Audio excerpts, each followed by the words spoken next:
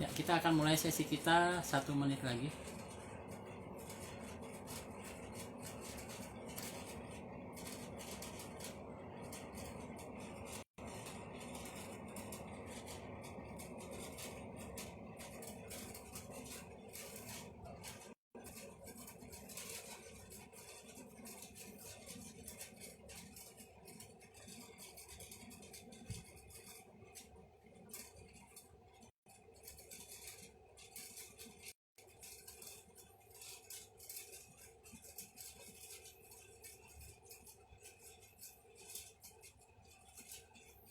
Siap. Wah, ini udah ada beberapa peserta. Ada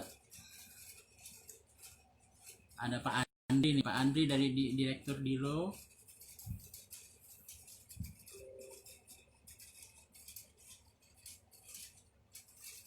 Ada siapa lagi? Oh, Marina. Oke.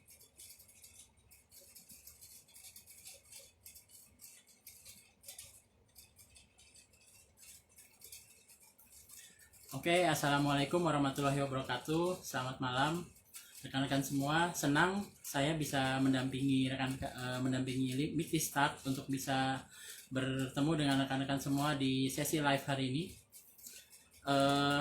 Kita hadir dalam acara live talk inkubasi virtual Mikti Start. Mikti Start merupakan salah satu program inisiatif dari Mikti sebagai salah satu pionir di komunitas digital kreatif di Indonesia untuk mendampingi rekan-rekan founder startup pemula untuk bisa menemukan jalan yang tepat untuk bisa mengembangkan bisnisnya. Sejak berdiri di bulan Desember tahun 2008, Mikti telah menghadirkan berbagai inisiatif dalam pengembangan startup. Di antaranya adalah dengan hadirnya 17 Dilo, salah satunya adalah Dilo Jakarta, di mana saya menjadi manajer di sana. Kemudian ada beberapa Digital Valley yang tersebar dari Bandung Digital Valley, Jogja Digital Valley, dan Makassar Digital Valley. Di mana di sana program inkubasi dari Telkom Indonesia, yaitu Indigo Creative Nation, berjalan. Kemudian kita juga ada program yang lain adalah Backup. Hasil kerjasama dengan Backcraft yang sudah beberapa tahun berjalan. Kemudian juga ada program-program lain seperti diantaranya yang terakhir yang kita inisiatif yang kita hadirkan adalah berupa panduan untuk inkubator-inkubator di Indonesia agar bisa memiliki roadmap yang jelas untuk dalam hal pengembangan tenan-tenan startupnya, yaitu inkubator playbook. Nah, pada sesi kita pada malam hari ini kita akan ada saya invite saja narasumber kita pada malam hari ini. Nah, kita kedatangan narasumber seorang akademisi yang juga merupakan direktur dari inkubator bisnis SBM ITB. Ya, halo Mbak. Halo Mbak Dina Deliana. Dr. Dina Deliana merupakan akademisi dari SBM ITB dan juga merupakan direktur dari inkubator bisnis SBM ITB. Beliau juga merupakan mentor utama, salah satu mentor dari program Mikti Start yang terus berjalan sepanjang tahun. Oke, mungkin sebelum kita akan masuk ke sesi materi, saya akan coba membacakan sedikit profil dari beliau. Beliau merupakan lulusan S1 Farmasi dan program pendidikan apoteker di Universitas Padjadjaran. Kemudian beliau melanjutkan pendidikan MBA di SBM ITB dan melanjutkan pendidikan doktor di ITB juga di bidang manajemen science management. Oke. Selain sebagai akademisi, beliau juga aktif di dunia entrepreneurship. Beliau memiliki apotek sesuai background pendidikan beliau. Kemudian juga ada sebuah bisnis fashion ada Green Shoes, fashion di bidang sepatu yang dengan brand Green Shoes. Oke, tanpa berlama-lama lagi, mungkin kita akan masuk ke sesi topik materi kita hari ini. Jadi kita akan membahas tema tentang strategic approach di dunia for startup. Jadi seperti kita tahu, perkembangan teknologi itu sangat memberikan manfaat yang luar biasa kepada masyarakat, dan startup memiliki peran penting dalam proses tersebut. Startup memiliki tanggung jawab atau bisa bilang memiliki beban berperan penting dalam proses pengembangan inovasi teknologi yang itu bisa dimanfaatkan dalam skala pengguna yang besar. Nah, untuk bisa menemukan signifikansi dalam solusi tersebut, solusi yang mereka kembangkan, maka dibutuhkan adanya strategic approach. Nah, ini yang akan kita bahas pada hari ini.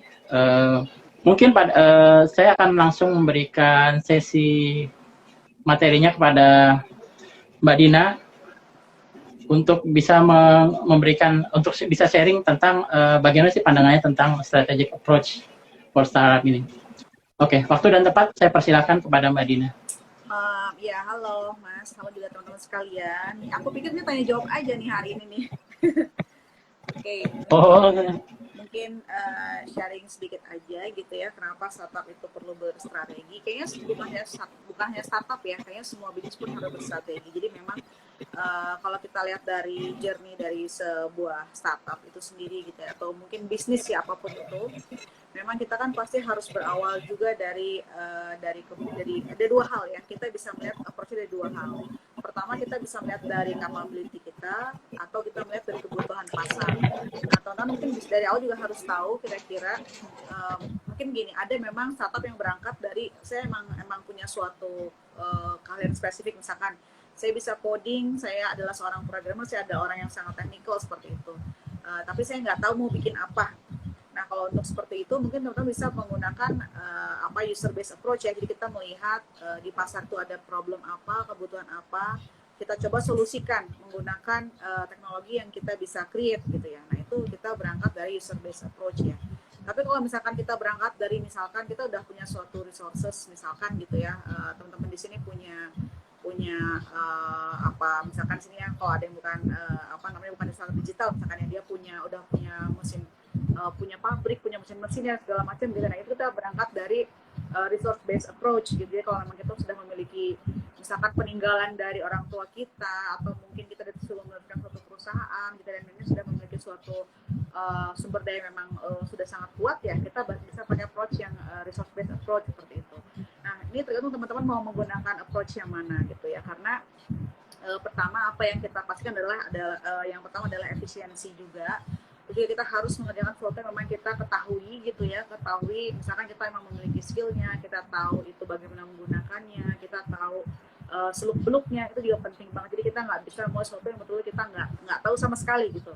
Ya, jadi walaupun tadi mungkin kita menggunakan user based approach gitu ya, walaupun kita ada potensi, ada problem di situ, tapi tetap apakah itu memang yang kita kita tahu lah, atau kita gunakan sehari-hari nggak gitu ya solusi tersebut. Atau mungkin apakah itu masalahnya juga kita mengalami juga masalah yang sama. Karena kalau kita benar-benar buram banget, misalkan kita benar-benar saya nih main di mining, itu kan udah benar-benar nggak ada antah berantahnya gitu ya. Saya bisa main di situ gitu ya, atau bisa membuat startup di bidang itu. Jadi itu adalah strategic approach yang paling pertama dulu ketika kita baru starting up the business ya. Kita mulai berangkat dari idea kita. Jadi kita harus melihat juga capacity kita seperti apa, capability kita seperti apa gitu ya, resource yang kita punya seperti apa, skill yang kita punya seperti apa, agar apa yang kita create gitu ya tetap bisa relevan gitu ya dengan dunia, dengan user ya, dengan kebutuhan user, dan juga dengan apa yang memang menjadi passionnya kita. Jadi passion itu penting. Kenapa? Karena kan kita bikin startup ini bukan sebentar ya, bukan hanya sesuatu yang sementara, tapi ini untuk seterusnya. Jadi kalau kita memang sebenarnya nggak suka sama apa yang kita buat ya, buat apa gitu, kita nggak efeknya buat apa gitu ya, walaupun sebenarnya itu bisa dipelajari gitu ya, tapi tetap itu ada sesuatu yang harus kita pahami lah ya, minimal seperti itu. Itu dari tahapan yang paling awal banget. Nah, nanti nanti setelah kita udah tahu, oke, ternyata saya tahu saya mau membuat apa, ada beberapa problem yang ternyata kita ingin coba solusikan gitu ya. Terus strategi berikutnya adalah kita coba testing. Kita coba tes dari sekian banyak ideas kita tersebut gitu ya, kira-kira mana yang paling preferable lah buat konsumen kita, dan which is konsumen ini adalah konsumen yang udah kita sasar, ini adalah target konsumen kita gitu. Jadi ini adalah persona yang kita sasar dan memang merupakan early adopternya kita, seperti itu. Kita tes gitu ya, dari sekian banyak ideas yang kita punya, mana yang memang betul-betul paling bisa problem solving, paling bisa menyelesaikan masalah gitu ya. Nah dari situ kita udah punya tuh idea, nah ini harus kita exercise idenya gitu ya. Kita harus coba create gitu ya, seminimal mungkin ya, kita punya semacam prototype yang simple gitu, semacam MVP, minimum viable product. Gak usah harus secanggih itu juga, seperfect itu, tapi harus bisa kita tes langsung ke user kita gitu, untuk kita cek apakah memang ini loh yang kalian butuh seperti ini enggak, kayak gitu. Jadi kita dengan fitur yang seminimal mungkin gitu ya, kita tetap harus coba ngetes dulu. Kenapa? Ini adalah salah satunya juga agar kita tidak menumpuk masalah seperti itu. Karena kan resiko ya teman-teman, mungkin resiko di sini adalah dimana kalau kita kepedean dengan idea kita dan kita coba langsung bikin sekeren mungkin, lalu kita launching tanpa ada suatu proses pengetesan dulu gitu ya.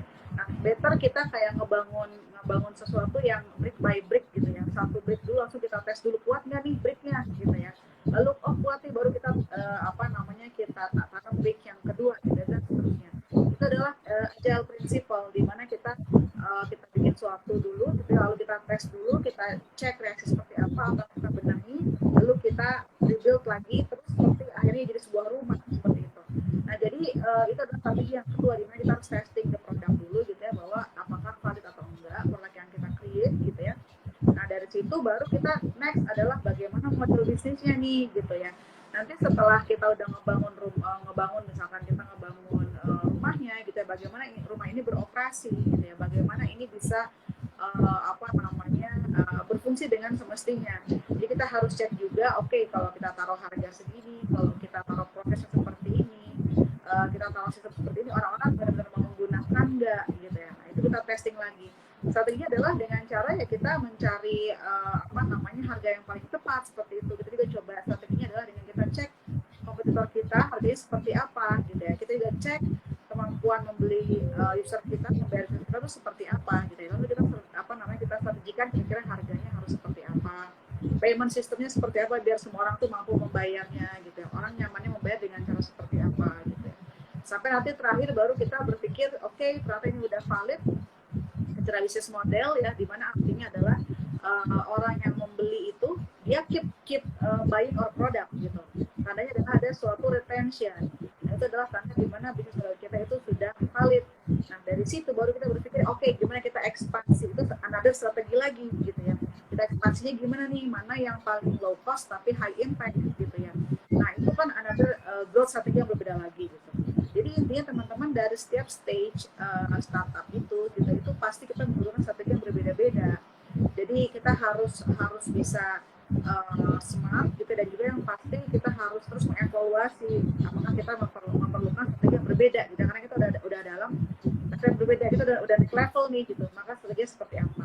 Nah ini yang teman-teman pahami bahwa itu tadi kita harus pintar-pintar mencoba mendesain dan mencari strategi yang paling tepat agar apapun effort yang kita keluarkan gitu ya, itu nggak flop gitu, dan resiko yang keluar pun bisa semaksimal mungkin dan hasilnya bisa semaksimal mungkin. Itu mungkin pengantar dari saya, Mas.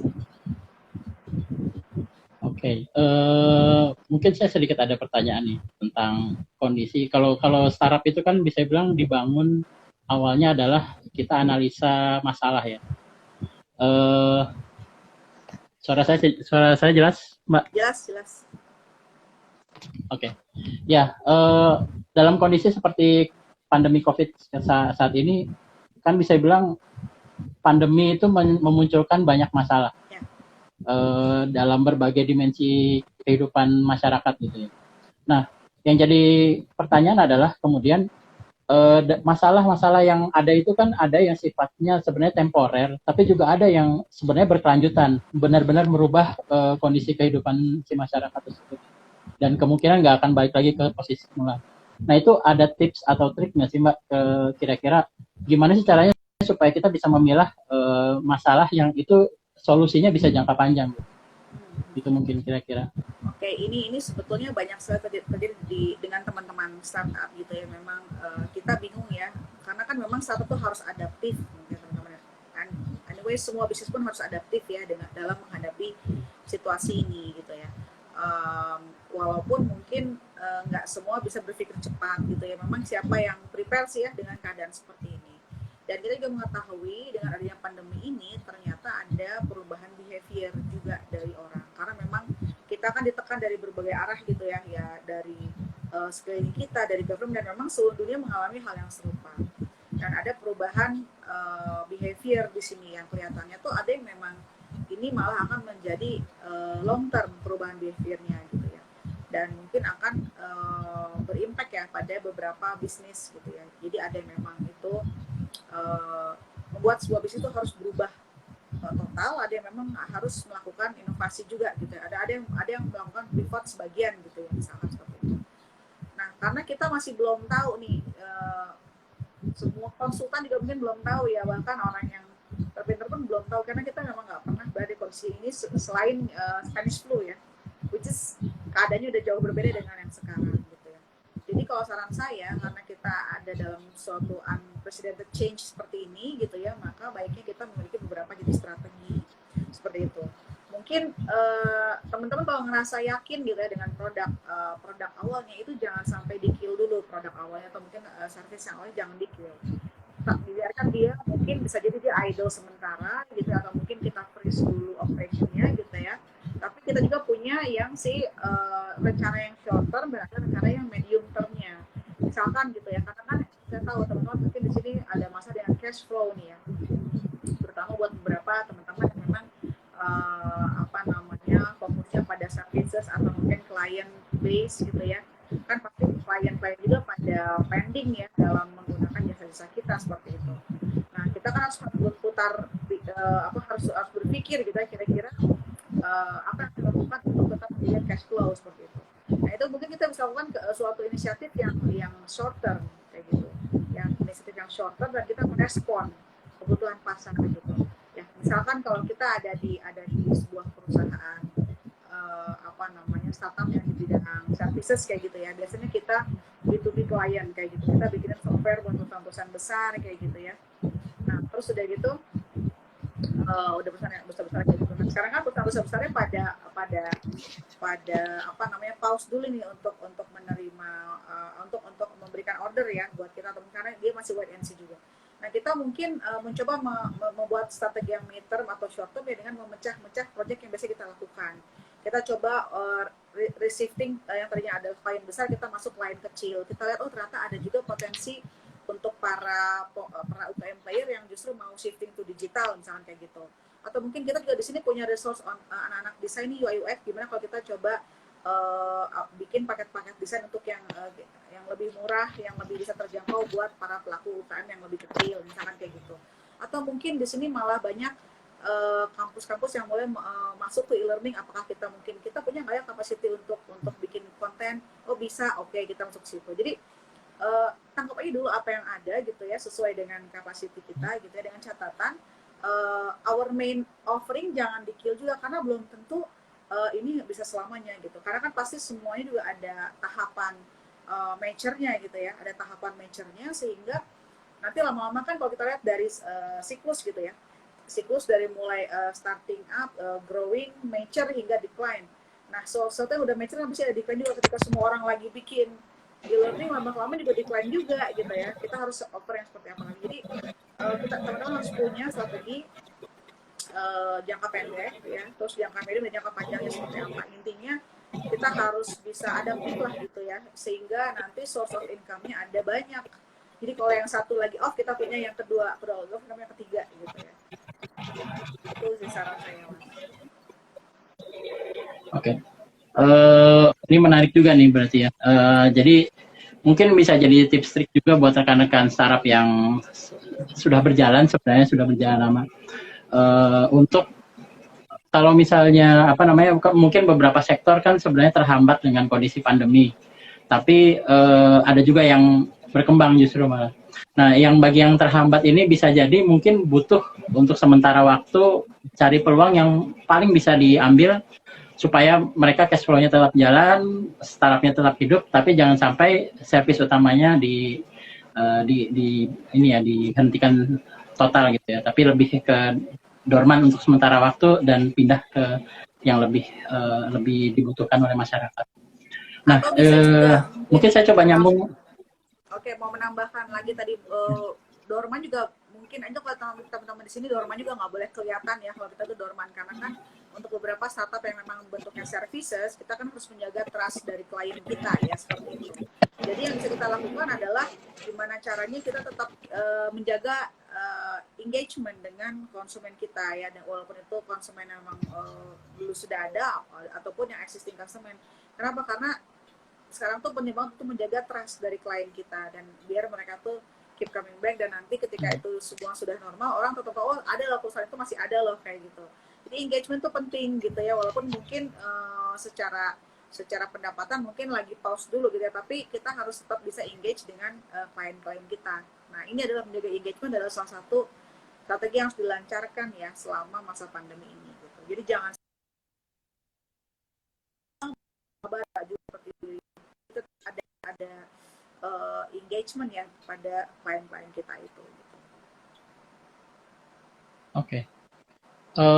Kemudian mungkin saya coba nyambung ke kondisi yang sebaliknya. Kalau tadi kan bisa dibilang mengikuti masalah atau mengikuti kebutuhannya masyarakat, kemudian kita shifting ke produk tertentu gitu, ke layanan yang lain.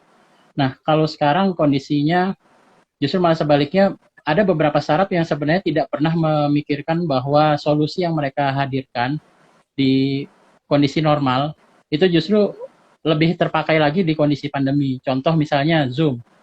Misalnya contoh mungkin ya video conference itu sangat-sangat terpakai di kondisi pandemi saat ini. Yang tadinya bisa dikatakan memang dipakai tapi tidak seberapa signifikan atau tidak seberapa banyak user yang menggunakan.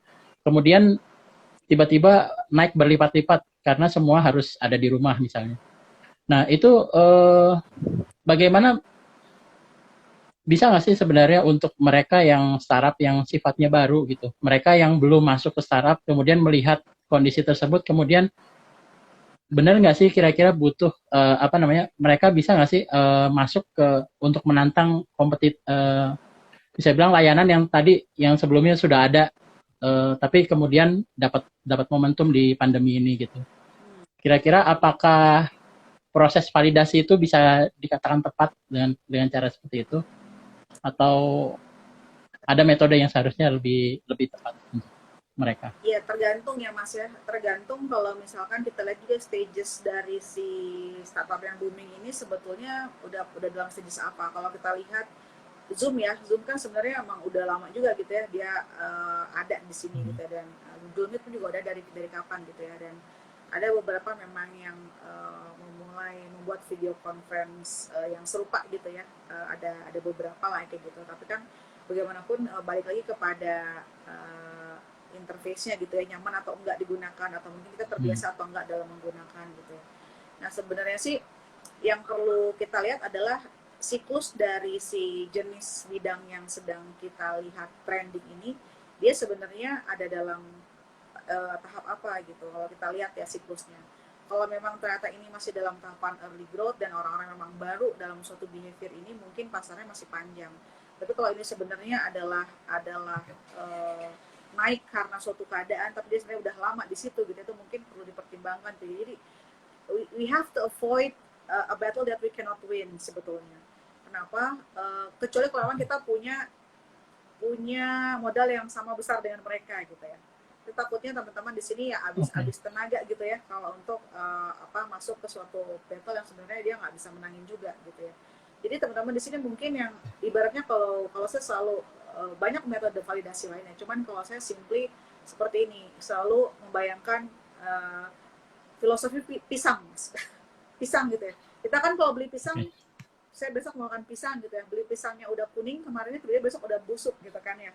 Nah, kalau beli pisang hijau sekarang, besok masih nggak bisa dimakan juga gitu. Nah, kita harus tahu kalau kita mau makan pisang hari ini, kita harus beli pisangnya dari hari mana gitu, dari hari yang kapan gitu kan. Kalau kita mau makan pisang 2 hari lagi, berarti kita belinya pisangnya kapan gitu ya.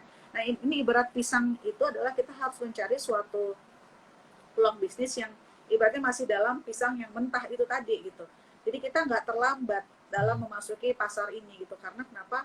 Sekarang kan kalau teman-teman lihat gitu ya, apa namanya, kompetisi udah semakin tinggi sekali gitu ya. Kalau kita di sini hanya me too ya, following gitu ya, kita udah akan masuk ke dalam apa namanya, declining market. Nah, itu adalah sesuatu yang bahaya. Atau kita masuk ke dalam pasar yang sudah terlalu tinggi growth-nya gitu ya, atau sudah terlalu mature sehingga kita udah nggak punya kue lagi untuk bisa bersaing dengan mereka semua gitu.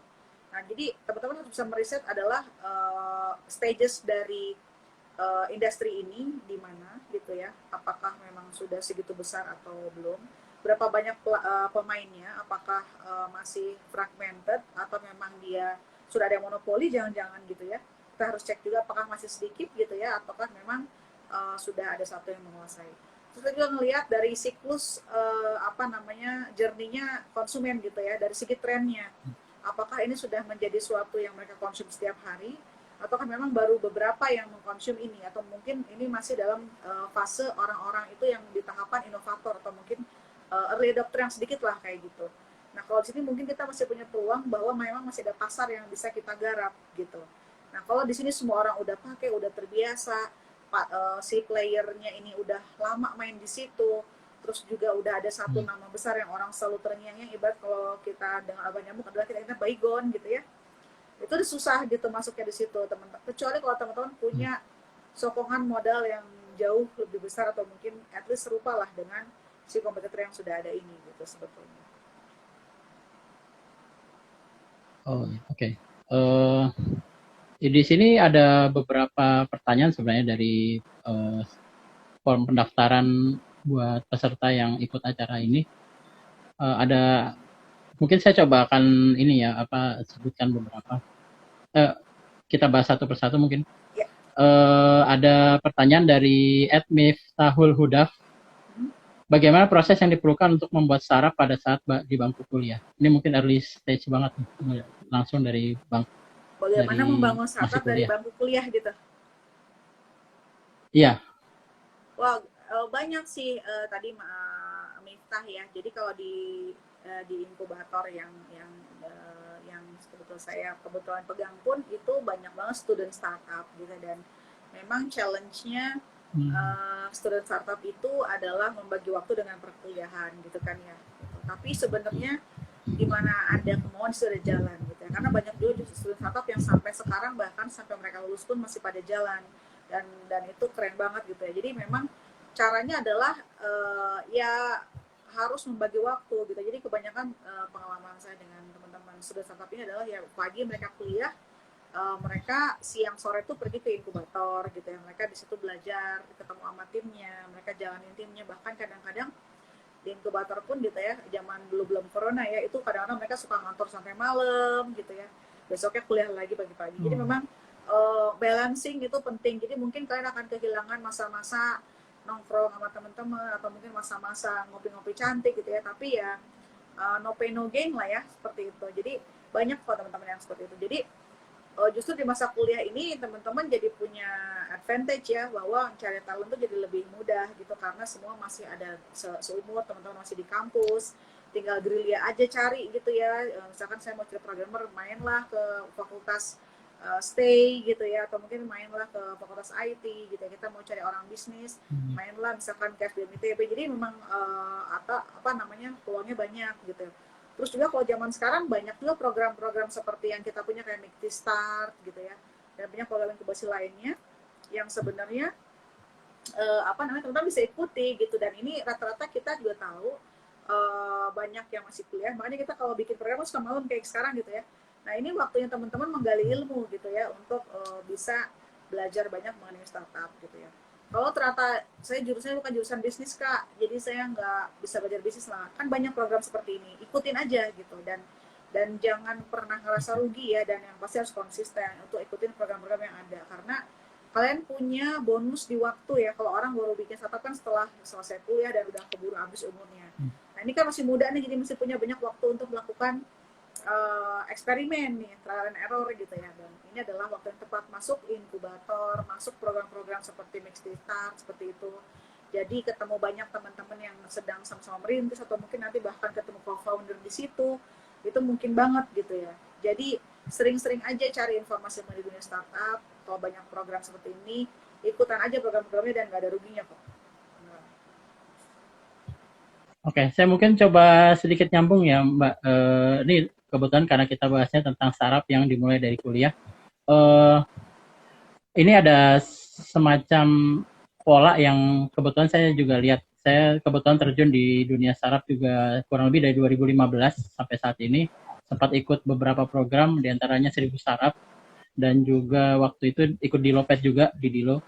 Nah, itu ada satu pola yang bisa dilihat. Jadi ada kesenjangan antara SDM dari aspek bisnis, founder yang bidangnya bisnis dan desain dengan founder yang technical, engineer. Nah, itu mungkin ada best practice yang bisa Mbak share gitu mungkin di kasusnya mungkin di misalnya di inkubator yang Mbak kelola saat ini di SBM ITB. Apakah ada ini nggak kira-kira Kesenjangan. baiknya bagaimana tuh kondisinya? Ya. Kesenjangan itu contohnya gimana ya Mas? Kesenjangan itu banyak startup yang bisa bilang dia komposisi foundernya itu bisnisnya orang bisnisnya ada, orang desainnya ada, tapi dia nggak punya engineer. Oh iya betul. Seringkali patternnya seperti itu. Iya, Gitu. itu pun sering terjadi ya di inkubator kita gitu ya, karena tapi kita juga teman-teman perlu tahu mungkin ada tiga aspek yang penting ya dari kita membangun sebuah startup.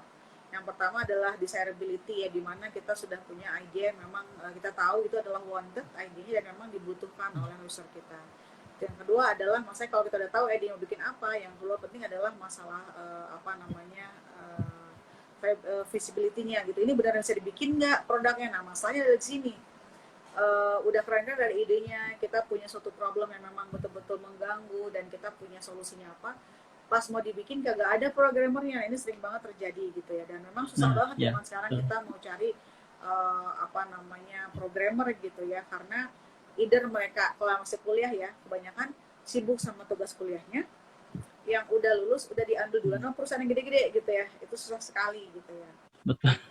Jadi memang saya sering lihat malahan gitu ya yang memang jalan terus startupnya gitu ya, adalah startup yang teman-teman yang benar-benar berangkat dari komposisi yang lengkap dari awal kayak gitu. Jadi dia nggak nge-hire gitu ya, tapi memang berangkat dari awal. Jadi memang berangkat dari anak teknikal gitu ya, juga ketemu sama anak bisnis gitu ya, bahkan sama anak desain juga gitu ya. Jadi memang walaupun ini adalah suatu utopia yang mungkin nggak mungkin selalu ketemu, tapi yang saya temukan memang yang paling susah adalah memang berangkat dari anak technical yang memiliki passion untuk berbisnis kayak gitu ya, dan dia ketemu sama dia ketemu sama memang co-founder yang tepat lah kayak gitu ya. Nah di sini memang jadinya kita di inkubator juga mulai merubah pola gitu ya. Kita pun sini mulai merubah pola di mana ya udah kita instead of kita fokus ngajarin, jadi kita punya 2 stream kayak gitu ya. Jadi di mana ada anak IT yang kita dorong untuk meng-create something gitu ya. Jadi kita di sini kalau di SBM ITB kita malah gerilya pergi ke kampus stay gitu ya, fakultas yang IT gitu ya, untuk mendorong gimana kalau kalian daripada bikin tugasnya itu nggak jadi apa-apa, mendingan tugasnya udah dari awal udah dibikin produk gitu, biar bisa ditangkap sama anak-anak yang lain gitu. Nah, in other way around juga kita bikin program yang memang untuk menciptakan banyak sekali program baru gitu. Ada beberapa program yang contohnya kita bikin gitu ya secara gratis untuk belajar coding juga gitu. Jadi agar kita punya banyak sekali program baru ya, itu walaupun dia nggak jago, dia tahu lah proses seperti apa yang untuk awal. Jadi dia tahu ternyata itu bisa dipelajari kok sebenarnya gitu ya, suatu itu bisa dipelajari. Jadi itu penting banget gitu. Jadi ada yang bisa membuat produknya itu penting sekali, karena tanpa itu ya nggak jadi susah gitu. Karena kan kita mau ngetes produk pun, MVP pun, kan MVP itu dibikin harus dibikin juga jadi sesuatu gitu, walaupun itu masih dalam bentuk yang sederhana gitu ya. Jadi memang apa namanya, buat teman-teman yang memang belum menemukan apa namanya orang teknisnya gitu ya, memang itu adalah PR tersendiri ya, kita harus cari gitu ya, memang harus gerilya dan memang harus banyak main-main ke kampus lah, atau mungkin ketemu dengan apa namanya komunitas-komunitas programmer gitu ya, karena memang mau nggak mau kita nggak bisa selamanya bayar orang, atau misalkan kita nge-hire gitu ya untuk bisa dia membuat produk kita, itu nggak bisa gitu ya. Lama-kelamaan kita harus bisa punya sendiri juga gitu. Jadi itu mungkin itu ada hal yang biasa mas, benar sama di kita juga. Ternyata kebetulan di kolom komentar ada pertanyaan yang pas sesuai juga nih. Ada yang curhat nih ceritanya. Ada Topan Yordano. Dia curhat saat ini saya sedang merintis sebuah startup berbasis mobile app di sektor otomotif. Saya memiliki kendala dalam membentuk tim, khususnya hacker. Saya seorang hustler.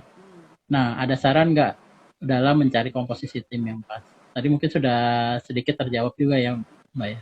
Iya. Mungkin salah satu approach-nya bisa, kalau orang bisnis ya mau nggak mau harus belajar coding, atau ya bagaimanapun harus nyari partner yang tepat ya sebagai founder.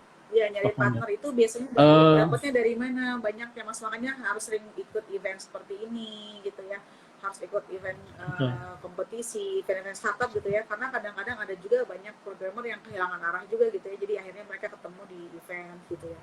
Atau ya memang kita mau betul-betul gerilya gitu ya, gerilya benar-benar ke kampus, ke alumni gitu ya, karena memang ya di situ mereka berkumpul gitu ya. Jadi ya emang itu adalah suatu proses yang memang harus dilalui gitu. Dan mungkin salah satu solusinya bisa cari inkubator yang biasanya sih bisa lebih mempermudah ya. Jadi kalau misalnya jadi minimal jadi tempat bertanya saat kita mentok gitu. Jadi kita punya solusi, kita punya ide yang bisa bilang mungkin bisa jadi proses validasinya sudah berjalan, tapi kemudian mentoknya adalah gimana eksekusinya gitu. Bisa jadi nanti kalau salah satu program-program inkubasi seperti Mikti Start yang itu bisa diakses seluruh Indonesia, tidak terbatas waktu, tidak ada batch-nya, itu dan apalagi gratis gitu ya, itu mungkin bisa jadi solusi buat rekan-rekan yang itu punya kendala seperti itu. Ya. Oke, saya akan coba ke ini ternyata Topan Yordano ini alumni dari SBM ITB yang chapter Jakarta. Oke, ini ada satu pertanyaan, saya coba langsung ke ini ya, ke kolom komentar. Ini ada Van de Puh, nama akunnya Van de Puh. Punten Ibu Dina, mohon pencerahannya tentang OMTM, One Metric That Matter pada startup. Bagaimana menemukannya? Hatur nuhun. Oke, thank you Van de Puh pertanyaannya. Kita juga biasa bilang ini North Star Metric ya. North Star Metric, di mana satu metrik ini memang bisa menjawab kebutuhan dari sebuah startup. Nah, itu tergantung startupnya bergerak di bidang apa gitu ya. Ada yang memang contohnya ya, kalau di teman-teman mungkin pernah dengar Spotify ya. Spotify itu metriknya adalah lama waktu orang mendengar di platformnya, lama orang yang mensubscribe dan mendengar ya. Jadi lebih kepada orang yang subscribe dan berapa lama dia mendengarkan lagu tersebut, mendengarkan lagu di akun Spotify. Ada yang seperti itu. Kalau di Airbnb gitu ya, sebenarnya adalah length of stay gitu. Kenapa? Karena ya menurut dia yang terukur adalah length of stay. Jadi bukan jumlah orang, bukan jumlah hotel terdaftar atau kilometer apa, tapi lebih kepada lama orang stay dimanapun itu, mau berapa orang, mau berapa rumah, yang penting length of stay-nya berapa banyak. Nah, kita memang untuk mencari one metric dan meter ini atau North Star metric ini memang biasanya nggak langsung ketemu ketika kita awal sekali menjalankan startup. Dan perlu teman-teman tahu pun, memang ketika kita itu naik kelas ya, ibaratnya ya, stage kita naik, itu pun mungkin North Star metric bisa berubah juga gitu. Misalkan kalau untuk kita baru rilis awal-awal gitu ya, mungkin yang kita cari adalah active user-nya itu berapa sih monthly gitu ya. Nanti ketika udah banyak active user, kalau semua gratisan terus kita boncos nih ya. Akhirnya kita berubah metriknya. Jadi berapa jumlah subscriber ya dalam di aplikasi kita gitu. Nanti kalau memang udah banyak subscribernya gitu ya, kita cek retention rate-nya gitu ya. Berapa lama orang itu menggunakan aplikasi kita gitu, yang udah bayar berapa lama juga gitu. Jadi bukan hanya masalah karena orang yang udah subscribe itu bisa cabut kan kalau dia ternyata tidak puas dengan service kita gitu kan. Makanya mungkin kalau kita menggunakan OMDM-nya adalah length of stay atau mungkin length of consumption atau mungkin viewing atau mungkin watching kayak gitu ya, itu kan membuat mereka happy dengan apa yang kita provide gitu.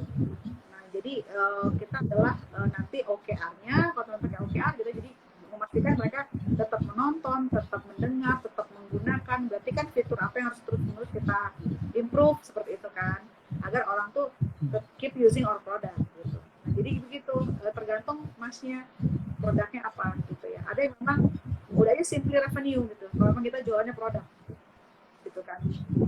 Quantity of revenue ada yang memang karena memang dia jualnya produk, jadi tergantung bisnisnya apa gitu, atau mungkin ini solusinya apa. Jadi tergantung, jadi bisa bilang nggak ada jawaban yang generik untuk pertanyaan tadi berarti ya? Nggak ada, cuman teman-teman mungkin bisa mencari bisnis yang serupa. Jadi kalau misalkan di sini adalah teman-teman adalah aplikasi yang berbasis subscription, coba cek bisnis-bisnis yang memang menggunakan sistem subscription juga gitu. Ya, atau misalkan kalau di sini model bisnisnya adalah memang jualan konten, jualan produk atau menjual sesuatu, misalkan kalau source code gitu ya, atau menjual apa gitu ya, berarti cari juga yang memang jualannya adalah misalkan jualan software atau jualan seperti itu juga gitu ya. Jadi dilihat juga, kita bisa mencari dari model bisnis yang serupa. Gitu. Oke. Saya coba beralih ke pertanyaan yang lain. Ini ada satu pertanyaan sebenarnya mungkin cukup common problem ya untuk teman-teman founder startup yang bagaimana proses validasi, apakah kita harus memberikan layanan kita secara gratis atau kepada siapa saya harus memvalidasi startup saya. Mungkin pengetahuan. Nah, validasi juga teman-teman harus hati-hati ya teman-teman ya. Kita sebelum kita melakukan validasi atau membuat prototipe, yang harus kita cek adalah benar nggak persona yang kita sasar gitu. Nah itu juga kadang-kadang suka banyak yang salah gitu ya. Kalau misalkan di sini kita mau membuat aplikasi buat parenting misalkan kayak gitu ya. Nah harus ibu-ibu aja yang suka yang memang punya anak belum tentu mereka membutuhkan aplikasi parenting gitu. Jadi ibu-ibu yang seperti apa itu aja kita define gitu. Personanya seperti apa. Jadi untuk pertama juga validasi adalah apakah kita sudah memiliki persona yang tepat sesuai dengan early adopternya aplikasi kita misalkan atau produk kita. Nah dari situ baru kita bisa melakukan validasi ya. Macam-macam caranya gitu ya. Ada yang dengan cara mungkin kita melakukan interview dengan mereka gitu ya. Ada yang mungkin dia mencoba layanan kita dengan metode yang amat sangat sederhana dulu gitu. Misalkan kita ceritain aja flow ya dalam bentuk grafik gitu ya. Maksudnya kita punya kita udah punya visualisasi bagaimana aplikasi kita ini akan dibuat misalkan kayak gitu ya. Desainnya seperti apa. Kita ceritain nih Ibu, nanti Ibu kalau pakai aplikasi ini Ibu bisa gini jelasin pakai gambar itu gitu. Itu juga sudah merupakan bentuk validasi. Karena kita bisa nanya, perlu nggak ini kira-kira butuh nggak dan lain-lain bisa kita tanyakan dalam hal yang sama. Atau kalau di tadi kalau memang sudah ada MVP-nya, jadi memang ada minimum viable produknya sehingga orang bisa langsung mencoba gitu ya langsung gitu. Jadi mencobanya ini nanti ketika udah later stage dan ketika kita udah itu adalah proven dan validated, baru next thing-nya adalah ya macam-macam teman-teman mau tujuannya apa nih ngegratis ini. Apakah memang mau mencari user acquisition yang sebanyak-banyaknya gitu ya dalam suatu waktu tertentu. Nah kalau itu ya mungkin kita bisa memberikan layanan gratis tapi dengan catatan ada timbal baliknya gitu. Gratis kalau misalkan nge-share ini, gratis kalau misalkan nge-invite teman ke sini dan lain-lain kayak gitu ya. Jadi sebisa mungkin ada juga beberapa contoh gitu ya. Ada yang benar-benar gratis nih Kak, nggak ada timbal baliknya gitu. Contohnya seperti Gojek gitu. Awal kan dia gratisin dulu ya. Itu dengan catatan untuk membuat kita menjadi ketagihan. Jadi model bisnisnya kayak model bisnis narkoba gitu ya. Silakan pakai dulu aja gitu. Nanti lama-lama ketagihan gitu ya, mau nggak mau dia nyari kita. Nah, kalau teman-teman udah yakin bisnis modelnya akan seperti itu gitu ya, dan orang akan ketagihan, ya bolehlah pakai sistem gratisan. Tapi ini catatan kita punya roadmap sampai kapan bakal gue gratisin gitu. Dan kita gratisannya ini adalah sebenarnya nggak gratis banget, karena kita kan mengambil data mereka, kita mempelajari behavior mereka. Jadi sebenarnya adalah return adalah kita menggali mereka gitu, riset. Jadi ibaratnya kalau kita itu riset itu kan sih sudah dikasih goodie bag gitu ya. Nah ini goodie bagnya dalam bentuk adalah sebenarnya kita itu menggali data mereka untuk kita mengetahui behavior mereka, apa yang mereka suka, apa yang mereka nggak suka, untuk kita punya bahan melakukan improvement terhadap apa yang kita buat. Gitu. Kalau saya sendiri setuju, kalau misalnya bentuknya produk, jangan biasakan gratiskan terus dari awal gitu, karena orang akan selalu terbiasa untuk memang biasa juga nggak bayar sih yang main kayak ginian gitu ya. Misalkan kayak aplikasi-aplikasi Beautify kayak gitu ya, sampai apa pun bakal tetap gratis tuh orang-orang gitu ya, karena dia nggak ngerasa akan mati juga kalau nggak pakai aplikasi itu gitu ya. Tapi kalau tipikal aplikasi yang akan mempengaruhi daily life kita, benar-benar paid reliever gitu ya, kayak Gojek, kayak Grab dan lain-lain gitu ya, once itu nggak ada kelas hidup kita gitu kan ya. Aduh saya mager, mau beli makan nggak bisa, mau order atau nggak bisa gitu ya. Jadi kalau yang produk teman-teman adalah vitamin, cuman pelengkap gitu ya, mungkin harus cari cara lain untuk membuat orang bisa stick sama produk kita. Tapi kalau produk kita adalah painkiller kayak Gojek dan lain-lain, mungkin cara ngegratisin itu nggak apa-apa di awal, karena lama-lama juga dia akan, kita ini adalah fase introduction lah kayak gitu ya, pasti lama-lama akan kekait juga gitu ya. Nah itu pastikan teman-teman produknya yang mana nih tipikalnya gitu. Oke, mungkin ini pertanyaan terakhir karena waktu kita terbatas. Ini ada kasus mungkin tadi seperti proses validasi tadi ya. Ada Iswan Syahnur, dia bilang katanya sudah riset dan sudah bikin prototype, tapi marketnya terdampak pandemi COVID. Nah, dia minta saran apakah harus dipivot atau tetap gitu. Dan kalau misalnya pun tetap, itu apakah baik kalau misalnya tes prototipe ke pasar saat ini gitu, dengan kondisi ada kemungkinan resikonya gagal karena pasarnya sesuai terdampak pandemi. Nah itu bagaimana Mbak? Iya, karena itu teman-teman misalkan harus cek lagi apakah pasar ini berubah behaviornya ini sementara atau selamanya. Misalkan kayak gini, kalau sektornya travel nih ya, mungkin Iswan di sektor travel itu mau gimana pun orang itu udah jadi kebutuhan kita. Kayak ibaratnya kita tuh butuh rekreasi tuh udah menjadi normit gitu ya. Ketika pandemi ini kan orang-orang pada punya budget yang tadinya biasa dia gunakan untuk travel itu kan jadi jadi kesimpan kan, makanya dia teralokasi menjadi hal yang lain. Tapi mereka tetap intinya adalah melakukan rekreasi, refreshing gitu ya, kan keywordnya adalah itu gitu ya. Dengan cara yang lain, ada yang jadi malah beli sepeda lah, ada yang local traveling lah, ada yang beli barang-barang yang tadinya dia nggak mungkin beli ya, atau dia jadi beli PS5 lah gitu ya. Tapi kan sebenarnya teman-teman tahu itu adalah pengalihan aja, karena dia nggak bisa traveling gitu. So ya tunggu aja, karena someday mereka pasti akan traveling, nggak mungkin enggak, karena itu adalah part dari kehidupan kita gitu. Nah itu harus cari tahu apakah ini memang sementara aja gitu. Kalau memang sementara gitu ya, justru nggak apa-apa, ini adalah waktu yang tepat karena mereka lagi cravingnya gitu untuk hal itu. Jadi pasti akan keluar, saya pengennya gini, saya pengennya gitu. Bahkan kita bisa menggali, kalaupun saya mau pergi, saya akan gimana untuk bisa lebih aware ya terhadap pandemi ini. Karena kan seperti dikatakan kan kita malah akan berdampingan dengan pandemi ini ya, dengan virus ini gitu. Jadi saya harus gimana, berarti kan jadi maka bisa jadi harusnya mempivot dengan catatan menambahkan sesuatu agar membuat orang lebih nyaman ya dengan keadaan yang masa depan gitu, dengan kebutuhan yang sama gitu kan. Nah jadi belum tentu harus berubah, karena itu harus research juga apakah ini memang sementara, apakah ini memang selamanya gitu tadi. Kalau yang selamanya contohnya ya, kalau adalah bisnis travel mungkin itu bisa jadi selamanya, karena orang jadi ngapain gue mesti meeting jauh-jauh ya, di rumah aja gitu kan, itu mungkin.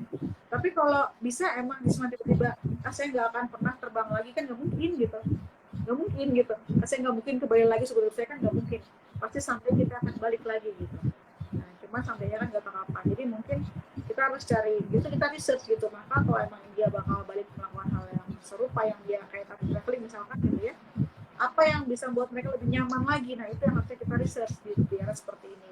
Jadi nanti Isma bisa menjadi pisang hijaunya nih, kita bisa memperoleh sesuatu di mana semua orang belum mikirin bahkan gitu kan, karena kita riset di Ya. saat yang lagi peak-peaknya nih orang terkendala dengan pandemi ini.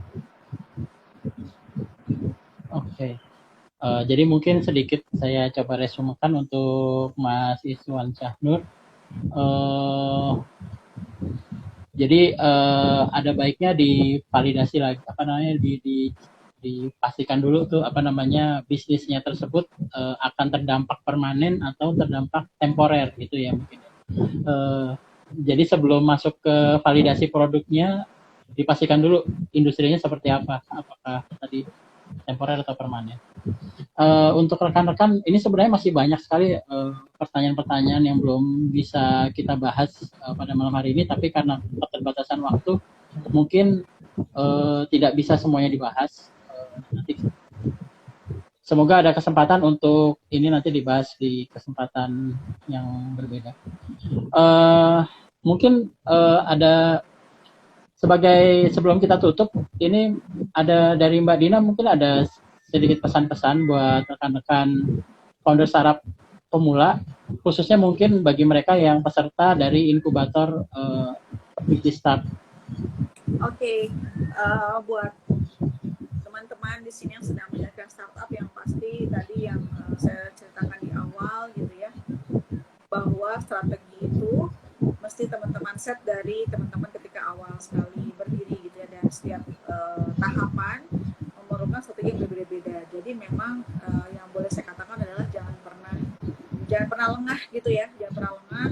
Jadi kita harus tetap melakukan evaluasi pada setiap stages yang kita lakukan, terus juga harus tetap aware dengan keadaan sekitar juga, bukan hanya internally tapi juga externally gitu ya. Wah, ada perubahan pasar nih, wah ada perubahan tren nih, wah ada perubahan behavior nih, wah ada kompetitor baru nih gitu ya. Nah, itu teman-teman harus selalu aware gitu, karena kita jadi entrepreneur itu berarti komitmen kita 24/7 ya. Kita nggak akan pernah enak bobo, enak makan segala macam, pasti anytime kita bisa diserang. Beda kalau kita jadi karyawan ya udah aja 8 to 5 lah, setelah itu kita bisa bobo enak. Kalau jadi entrepreneur resikonya lebih tinggi, tapi gainnya bisa jauh lebih berkali lipat gitu ya, kalau memang kita bisa konsisten ya dalam apa namanya, kayak tadi saya adaptif dalam segala jenis perubahan. Jadi intinya teman-teman harus smart ya, harus smart dalam menerapkan strategi itu gitu ya, gimana biar the lowest budget as possible, the highest impact as possible. Impact itu baik itu secara ekonomi dan juga secara surrounding kita lah, socially dan juga environmentally, seperti itu. Dan beyond all gitu ya, yang itu semua nggak akan pernah tercapai kalau foundernya atau mungkin leadernya atau mungkin CEO-nya itu nggak waras lah ya, ibaratnya gitu. Jadi harus terus equip yourself juga gitu ya. Hal-hal seperti ini teman-teman, malam-malam daripada kita nonton Korea gitu ya, udah kita mendingan ngobrol di sini misalkan kayak gitu ya.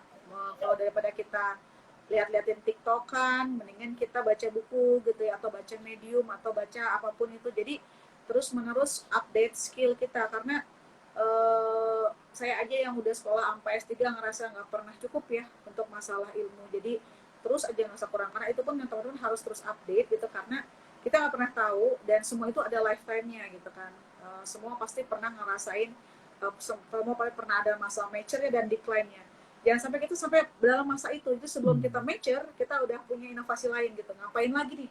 Jadi kita nggak pernah melalui masa-masa menuju decline. Nah, itu gimana caranya? Dengan terus aware dengan keadaan sekitar kita gitu ya, baik secara internal maupun kita bisa maupun secara eksternal gitu. Jadi itu harus terus menerus sering lihat gitu ya, kayak gitu. Dan jangan pernah ngerasa cukup. Untuk teman-teman startup kita harus tetap padi itu tumbuh merunduk gitu, kayak gitu ya. Jadi tetap belajar gitu ya. Dan kenapa? Karena kita bisa dihantam dari mana aja nih arahnya nih ya. Jadi teman-teman itu tadi tetap equip your yourself ya, karena jadi CEO juga mau sekeren apapun mereka tetap belajar kok, harus tetap belajar. Jadi equip yourself before everything else. Karena dengan kita yang semakin pintar, kita yang semakin equip, strategi kayak apa pasti kita bisa hadapi lah. Dan yang pasti juga tetap harus positive thinking, karena kalau orang lihat itu adalah masalah, buat kita adalah peluang, gitu ya. Wah itu masalah, itu peluang buat gue, berarti ada yang bisa gue solusikan. Jadi positive thinking itu penting ya, kalau enggak gila sih, karena kita dihadapkan dengan berbagai tantangan setiap hari gitu ya. Teman-teman startup tuh kerennya seperti itu. Jadi itu tadi ya, keep yourself sane juga gitu, itu penting itu Mas. Baik, wah terima kasih banyak Mbak Dina untuk pesan-pesannya. Semoga ini bermanfaat buat rekan-rekan khususnya yang sedang mengikuti program di program inkubasi virtual di MIKTI Start, dan juga buat rekan-rekan yang mungkin startup founder pemula yang masih belum masuk ke program-program inkubasi seperti MIKTI Start ini. Buat rekan-rekan yang masih belum bergabung dan berminat untuk bergabung di program MIKTI Start, mungkin ada sedikit informasi yang bisa saya sampaikan saat ini. Jadi layanan inkubasi MIKTI Start, virtual MIKTI Start ini bisa mendampingi perjalanan inovasi dan pengembangan bisnis yang diperlukan bagi rekan-rekan untuk membangun startup yang berkualitas. Kita didukung oleh mentor-mentor yang berpengalaman dan dapat dipilih sesuai dengan kebutuhan aspek bisnis, teknologi maupun desain, serta menerapkan metodologi inovasi yang telah diterapkan secara luas di tingkat global. Layanan ini dapat diikuti oleh pendiri startup di Indonesia dimanapun dan kapanpun. Jadi kita tidak ada batch dan tidak terbatas area atau regional ya.